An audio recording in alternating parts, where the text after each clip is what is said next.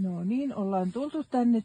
Täällä ollaan Hailuodossa jäällä ja ollaan tultu pilkkiöitä tapaamaan. Täällä on pojat tämmöisessä teltassa, missä ei sitten viima käy.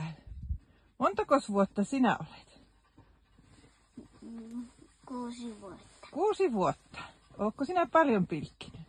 No en just paljon. Et kovin paljon. No onko täällä mukava pilkkiä? Jaa, mikä on lämmintä ainakin. Lämmintä täällä teltassa. Katsotaanpa sinne. Siinähän on justiinsa tuo reikä. Sieltä taitaa ulkoa kuulua. Onko se sinun isä siellä kolistelee? Ainakin. Ja tässä taitaa sitten olla isoveli.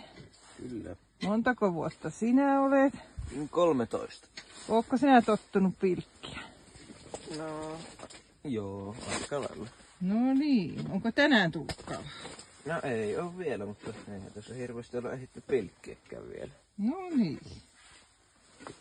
Täältä pöllästä, tai nyt ei olla pöllässä, vaan vaikka ollaankin vähän pöllän mökkimätöksi asialla, mutta nyt ollaan täällä jäällä, merellä, Hailuodon ympäristössä, niin ei muuta kuin kiitämme katsojia. Kiitos.